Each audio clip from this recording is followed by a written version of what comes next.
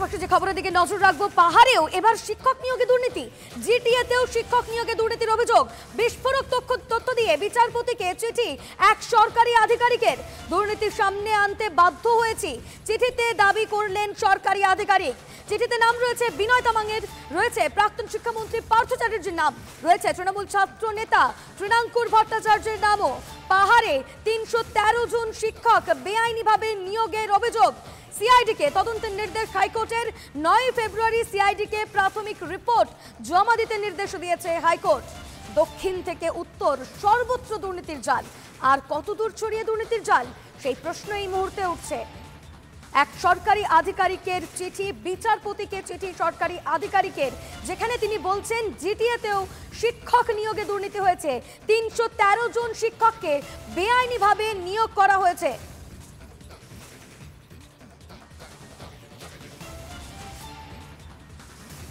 যে জিটিএ এরিয়াতে ৩১৩ জন secondary teacher appointment করা হয়েছিল এবং পুরোটাই দুর্নীতি করে করা হয়েছে। সেই দুর্নীতির সাথে কারা কারা যুক্ত আছে বলা হয়েছে এই পুরো দুর্নীতিটা হচ্ছে বিনয় তামাংয়ের ব্রেন চাইল্ড, পার্থ চট্টোপাধ্যায়ের সাথে জড়িত, এবং একই সাথে এই করাপশনে আছে হেল্প করেছে হচ্ছে তৃণমূলের ছাত্র নেতা তৃণাঙ্কুর ভট্টাচার্য এবং নর্থ বেঙ্গলে আরেক তৃণমূল ছাত্র পরিষদের নেতা প্রান্তিক চক্রবর্তী। এত ডিটেলের পরেও আজ পর্যন্ত তৃণাঙ্কুরের বিরুদ্ধে কোনো ব্যবস্থা কেন নেওয়া হলো না? তৃণাঙ্কুরকে অ্যারেস্ট কেন করা হলো না? প্রান্তিককে অ্যারেস্ট কেন করা হলো না? এবং প্রান্তিকের সাথে জড়িয়ে আর যে নামগুলো আছে, ছাত্র পরিষদের যে নামগুলো আছে, তাদের কেন অ্যারেস্ট করা হলো না? কেন তাদেরকে প্রোটেক্ট করা হচ্ছে? চিঠির বিষয়ে আদালত সিআইডি থেকে জানতে চেয়েছেন।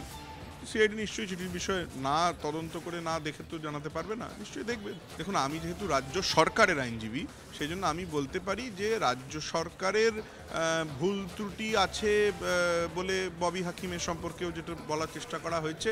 আমি ওই মামলাতেও সুপ্রিম কোর্ট পর্যন্ত গেছি রাজ্য সরকারকে প্রতিনিধিত্ব করে। তো আমার মনে হয় না যে একটা এত ঠুনকো চিঠিতে এমন কিছু লেখা আছে যে কারণে ববি হাকিম বা অন্য কারোরই মাথায় ভাঁজ পড়ারও কোনো প্রয়োজনীয়তা আছে। এটা একটা সামান্য ব্যাপার বলে আমার ধারণা অ্যাজ অফ নাও।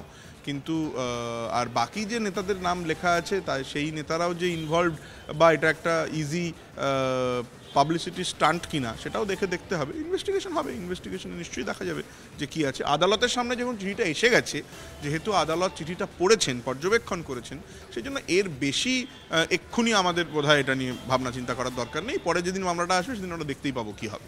জিটিএ তৈরি হওয়া স্তক এখনও পর্যন্ত কোনো অডিট হয়নি। এ নিয়ে তৎকালীন রাজ্যপাল জগদীপ ধনকর তিনিও মানে উদ্যোগী হয়ে রাজ্য সরকারকে বলেছিলেন, কিন্তু তারপরেও রাজ্য সরকার কোনো ব্যবস্থা নেননি। এবং জিটিএর যদি তদন্ত হয় তাহলে এ একটি নতুন দুর্নীতি, সেই দুর্নীতির দরজা খুলে যাবে।